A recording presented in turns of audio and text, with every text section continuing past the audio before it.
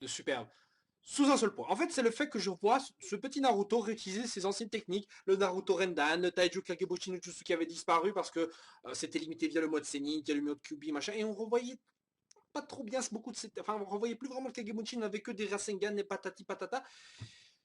Et autant dire que je suis content de voir le Kagebunshin. C'est la signature de Naruto bientôt. Je suis sûr que si Naruto devenait un Hokage, il aurait comme surnom Naruto, Naruto, l'armée des 1000 clones, enfin, le ninja des 1000, le ninja millénaire. Je sais pas quel nom débile on pourrait lui trouver pour lui donner un surnom vis-à-vis que Naruto à lui seul c'est une armée, quoi. Non, sérieusement. Alors, c'est le dernier chapitre donc qui s'axe sur la réunion de Naruto et Sasuke. Naruto qui essaie donc de retenir tant bien que mal Kaguya, qui encore une fois n'a toujours pas une seule once de personnalité propre. C'est toujours à travers Zetsunor qui se cache dans la manche tel un lapin qui va sortir de la manche d'un magicien. Mais Zetsunor qui parle pour Kaguya et celle-ci ne pense pas vraiment grand chose. Dans tous les cas, celle-ci en fait au départ voulait effectivement récupérer de chakra Naruto et après c'est décidé non, il faut le tuer, c'est fini, il faut vraiment le tuer là. Et comme par hasard, quand il se décide vraiment à le faire, et bah ça loupe, c'est foiré. Bref, Naruto qui utilise donc son Naruto Rendan parce qu'il a compris que les grosses techniques ninjutsu, tout ça, ça fonctionne pas vraiment, il risque de les absorber ou de les annihiler, peu importe. Donc il se tarde à utiliser donc le taijutsu, et parce qu'en sachant également que le Haran no Jutsu, ça fonctionnera plus jamais, qui sait. Et ça fonctionnera plus jamais, donc il crée une petite armée qui servira, donc si vous voulez, à faire perdre le temps, faire perdre du temps à Kaguya, pendant que Obito et Sakura donc se téléportent dans l'autre dimension pour sauver Sasuke. Alors on a eu un petit passage assez flou en fait dans le chapitre de la semaine passée où en fait il y avait des clones, mais en fait non, c'est Sakura et Obito qui s'étaient ramenés dans la dimension et tout, alors qu'en fait ils étaient cachés par les clones, et on pensait que le clone qui était là c'était le vrai. Et après, j'ai remarqué que Kaguya avait utilisé une technique à travers avec les os, je crois bien, qui a touché Naruto et après je sais pas, ce mec a commencé à se désintégrer ou à une sorte de décalcification des os, je sais pas ce qui s'est passé avec lui. Mais certains avaient avancé l'idée comme quoi Kaguya serait lié donc au clan Kaguya de Kimimaro, qui combattait aussi avec les autres. Peut-être était cela, peut-être les Kaguya étaient une branche en fait du clan. Il faut savoir aussi que durant le flashback entre Hashirama et Madara, on a eu justement un ninja du clan Agoromo, qui est le nom justement de Kaguya Agoromo Otsutsuki, le clan Otsutsuki, enfin le clan Agoromo, je sais plus, mais en tout cas, le clan des, pardon, le clan qui ressemble à un truc qui est lié au Rikudo Senin, enfin, je, voilà, un peu bizarre, hein, tout ça, mais je veux dire, peut-être que les prénoms sont devenus des noms de clans, ce serait rigolo. Le clan Naruto, le clan Sasuke, et tout, bref, ça. Et donc, moi, j'ai trouvé ça rigolo. Pourquoi? Parce qu'en fait, tout cela fait en sorte qu'en gros, tous les méchants de l'histoire, ils sont tous liés d'une manière ou d'une autre au Senju, au Chiwa, au Ryuga, au Uzumaki, ou à une branche encore lointaine d'une autre famille qui serait liée de toute façon au Rikudo.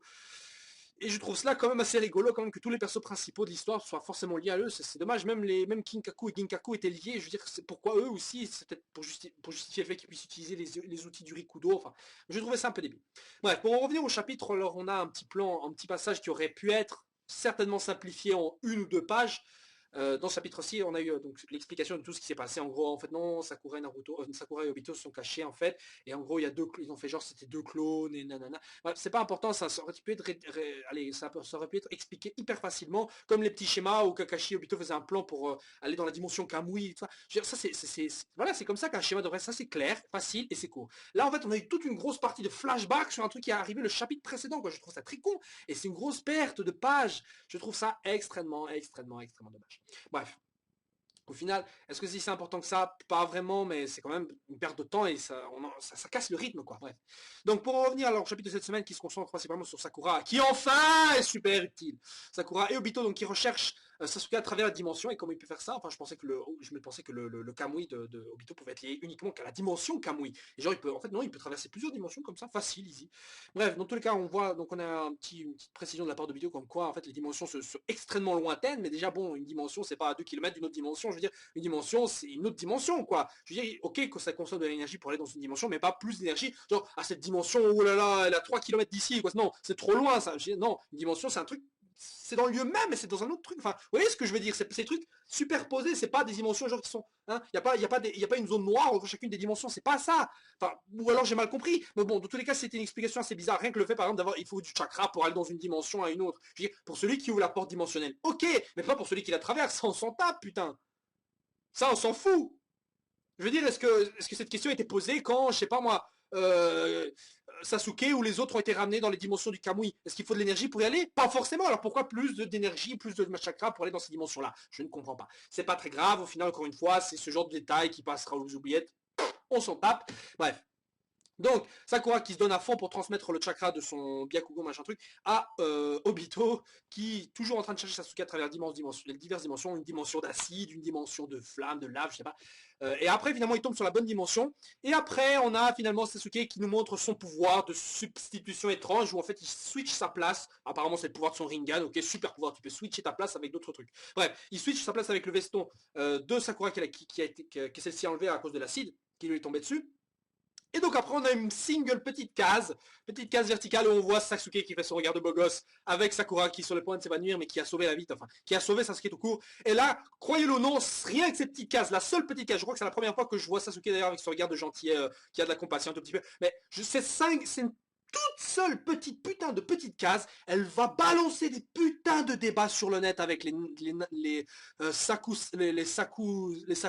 là. C'est-à-dire en gros ceux qui sont pour le couple Sakura, c'est ce que vous savez de ce truc là, ce genre de truc, les pairings, les couples là dans les mangas, ça existe depuis très longtemps. Et autant dire que pour un manga populaire comme Naruto, je veux dire, on n'a pas eu ce signe là depuis des mois, et voir, depuis des années que je raconte, et voir Sakura et Sasuke sur la même case comme ça, sans que l'un méprise l'autre forcément, et bah ça risque de provoquer des émeutes. Enfin bref, moi personnellement ça m'est égal, j'ai jamais vraiment été un fan des couples de Naruto, c'est pas vraiment un truc qui m'intéresse. Mais je crois que c'est fait exprès pour pouvoir en fait laisser la voie libre à Sakura, à Hinata et Naruto, vous voyez. Le genre de truc que tout le monde veut voir mais qui n'arrivera pas visiblement jamais tellement Naruto est un du con. Bref, au niveau du combat en soi, il n'y a pas vraiment de grosse progression, juste Naruto qui essaie de gagner du temps, alors que Kaguya a remarqué que les boules noires, en fait, les damas, enfin les Bubo damas, j'oublie comment ça s'appelait, les damas, enfin bref, n'importe, ces boules noires, les sphères noires, en gros, étaient derrière uniquement le vrai Naruto. Et ça semble encore être une technique de Naruto, genre en fait, ouais, en fait, je peux déplacer comme je veux ces boules noires comme le faisait Madara, alors de toute façon, je vais les déplacer derrière un clone pour essayer de la baiser et pour faire genre, ah mais non, t'as cru que c'était uniquement le vrai, qui était devant ces boules noires. Et bah non, en fait, les clones aussi, je peux déplacer les trucs et t'embrouiller. Et ça, c'est un truc que Naruto ferait, est totalement imprévisible. Hein. C'est le ninja imprévisible, soi-disant donc du manga. Donc ça m'étonnerait même pas que ça se passe comme ça.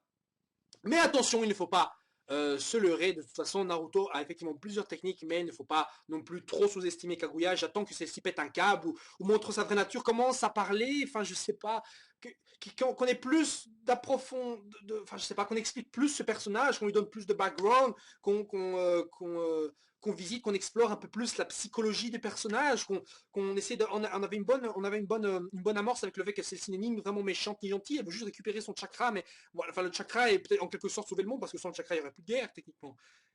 Et ben non, en fait non, c'est juste la méchante, elle est là, il faut voilà. Donc voilà, sur les prochains chapitres de Naruto, je m'attends pas vraiment à plus de surprises que ça. À mon avis, Sasuke va revenir donc d'ici chapitre aussi. Et par contre, j'ai eu une prédiction, une petite prédiction, c'est que je sens, hein, je sens que Naruto et Sasuke en fait vont encore être séparés des autres, genre ils vont être coincés dans ces dimensions, et plus personne ne pourra les sauver. Ils seront coincés dans ces dimensions-là. C'est-à-dire en gros que, imaginez genre Kaguya est morte, enfin elle va mourir ou quoi, elle va être scellée ou vaincue, et sur une dernière attaque, elle va en fait séparer le groupe Kakashi, Sakura, Obito, tout ça, ou c'est Obito qui va certainement crever entre temps, les séparer, et Naruto et Sasuke ils sont coincés dans cette dimension-là.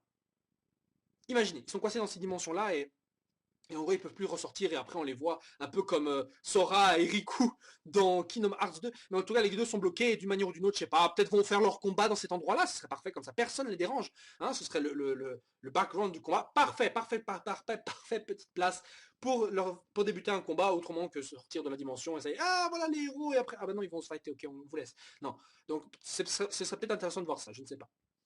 Faut voir encore ce qui va se passer. Alors après, du côté des Edo Okage, on n'a toujours pas de retour, mais à mon avis, ils ont certainement un plan avec le Rikudo qui est sorti du trou de balle de Madara pour sauver la journée, arrêter le Mugen Tsukuyomi et libérer tous les ninjas du monde, et enfin toute la population du monde surtout. Et je leur fais confiance, ils vont sûrement réussir ça dans un acte héroïque, blablabla, et patati et patata. D'ailleurs, j'en profite comme quoi il y aurait une news apportant de Naruto la semaine prochaine dans une nouvelle page couleur qui aurait peut-être le nouveau film de Naruto, comme quoi peut-être l'annonce que Naruto va bientôt se terminer dans 10 ou 10, 20 chapitres, que sais-je.